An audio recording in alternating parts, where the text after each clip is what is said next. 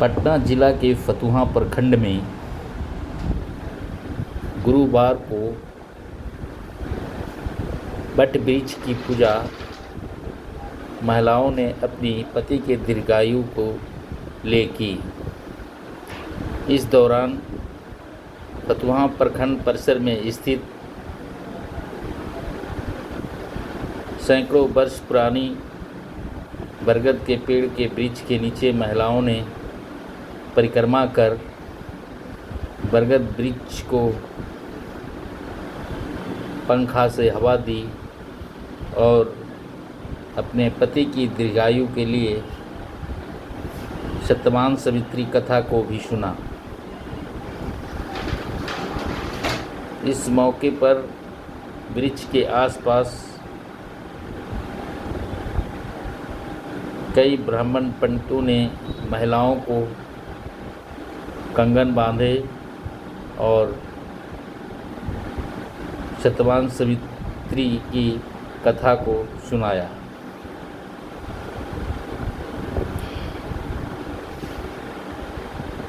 इस दौरान प्रखंड परिसर में महिलाओं की काफ़ी भीड़ देखी गई। इसी क्रम में भीड़ का फ़ायदा उठाकर कुछ पाकिटमार महिलाओं ने कुछ महिलाओं के चैन की भी चोरी कर ली, जिससे वहां पर अफरा तफरी मच गई।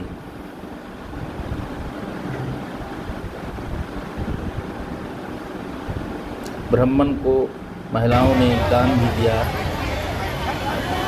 और अपने पति की आयु के लिए कामना की। सुनिए। बट वृक्ष की पूजा हो रही है, इसके बारे में बताइए, विस्तृत क्या ये चीज़ है? बट वृक्ष का पूजा नारी लोग इसलिए करते हैं कि हमारे पति की आयु लंबी हो, और ये बट सावित्री व्रत के नीचे ही भगवान सबका ज्ञान दिया, इसीलिए ये बट सावित्री व्रत का पूजा किया जाता है। और बड़ी श्रद्धा और शौक से लोग इसे करते हैं कि हमारे पति का आयु दीर्घायु हो। इसका कुछ कथा भी है जी? इसका कथा भी है ना? बिल्कुल कथा है। क्या कथा है? कुछ संक्षिप्त। देश में एक शालिवान नाम के राजा थे, दुर्गसेन नाम के राजा थे। उस राजा के एक ही पुत्र था, इसका नाम सत्यवान है। वो राजा अंधी होने के कारण उसका राज जो है दूसरे राजा छीन लिए। वह राजा दुर्गसेन जो है तो अपने रानी के साथ जंगल में आके रहता है। कुछ दिन के बाद जो है तो उस राजा का लड़का जवान हो गया, मैंने सत्यवान बड़े हो गए। तो शालिवान देश के राजा की लड़की जो थी, उनकी जो है तो बेटी सावित्री जो थी, वो जंगल में जा करके और वो अपना पति ढूंढ रही थी। इसी सत्यवान के ऊपर नजर पड़ा और सत्यवान से वो शादी की, जबकि सत्यवान का आयु अल्पायु था, 1 साल ही मात्र आयु था।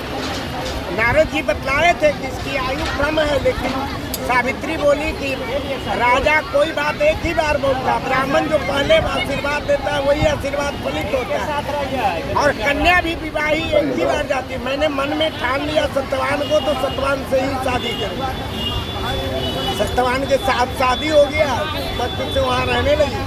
जिस दिन मरण की तिथि आई, उस दिन 3 बजे भोर में उठ करके सावित्री जो है तो अपने इष्ट देवता का पूजा किया, सास ससुर को स्नान करवाया और रंग बिरंग का भोजन तैयार किया। सत्यवान जब उठा और उसके बाद जो है तो जंगल की ओर चलने लगा, तो उस दिन सत्यवान को मरना था। तो सावित्री भी बोली कि आज मैं भी आपके साथ चलूँगा। सत्यवान के साथ सावित्री भी जंगल में गई और वहाँ जंगल में लकड़ी सावित्री के साथ जो था, सत्यवान जल्दी लकड़ी काट के सोच रहा था सवेरे घर लौट जाएंगे, लेकिन उसको लकड़ी पूरा हो नहीं रहा था। तो एक बट वृक्ष को देखा, उस बट वृक्ष में एक मोटा टहनी सूखा हुआ था। सोचा कि इसको काट लेंगे तो हमको जल्दी लकड़ी हो जाएगा। पेड़ पर चढ़ा सत्यवान, जब लकड़ी काटने लगा तो उसके सर में दर्द होने लगा बहुत जोर से। पेड़ पर से ही सत्यवान बोला कि सावित्री मेरे सर में बहुत जोरों का दर्द हो रहा है। सावित्री बोली कि आप नीचे आ जाइए, लकड़ी छोड़ दी। सत्यवान नीचे आया और उसके अपना सर जो है उसके गोद में सावित्री के रख करके सो गया। सावित्री सर सहला रही थी, उसी वक्त धर्मराज वहाँ प्रकट हो गए। और प्रकट होने के बाद जो है सो सावित्री अपने तेज बल से पूछी कि आप कौन है, दूत है, भूत है, प्रेत है, कौन है आप? धर्मराज बोले कि मैं न दूत हूँ न भूत हूँ, मैं धर्मराज हूँ, तुम्हारे पति का आयु समाप्त हो चुका है, इसलिए मैं इसका प्राण लेने के लिए आया हूँ।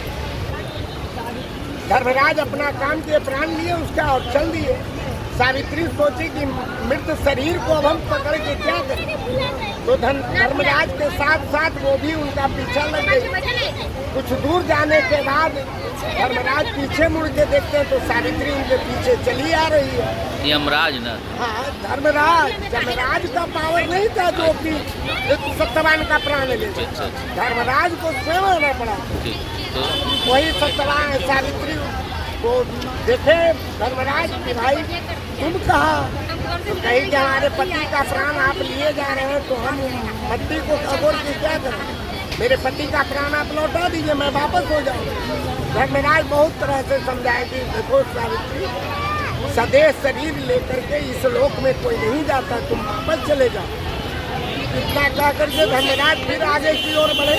कुछ दूर जाने के बाद फिर मुड़ के देखते तो सावित्री उनके पीठ पर आ रही है। फिर धर्मराज बोले कि सावित्री तुम क्या चाहती हो, पति के प्राण के अलावा जो मांगोगी वही मैं कहूँगा। सावित्री बोली कि ठीक है, एवं तो धर्मराज 3 वरदान दिए।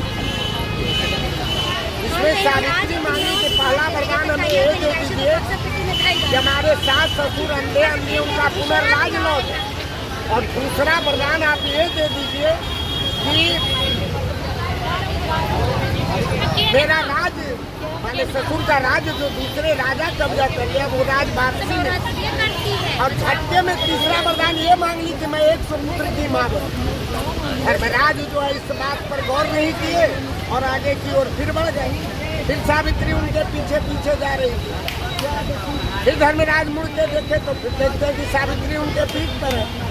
धर्मराज पूछे सावित्री, अभी तुम्हें मैं मुंहाना वरदान दे चुका हूँ, तुम अब फिर क्यों आ रही हो? इसके प्रभु 2 वरदान तो आपने ठीक ही दिया, लेकिन पिछला वरदान जो आपने दिया कि 100 पुत्र की माँ बनोगे, तो हमारे पति के तो लिए हुए आप जा रहे हैं, तो मैं 100 पुत्र की माँ कहाँ से बनूँ? उसी दिन से ये वट सावित्री व्रत का पूजा होने लगा कि हमारे पति की आयु लंबी हो, और इसी कामना से लोग वट वृक्ष का पूजा करते हैं। प्रेम से बोलिए श्री शंकर भगवान की। नाम बोलिए अपना। राम बाबू पांडे, ग्राम पोस्ट बैकरपुर, मंदिर पुजारी।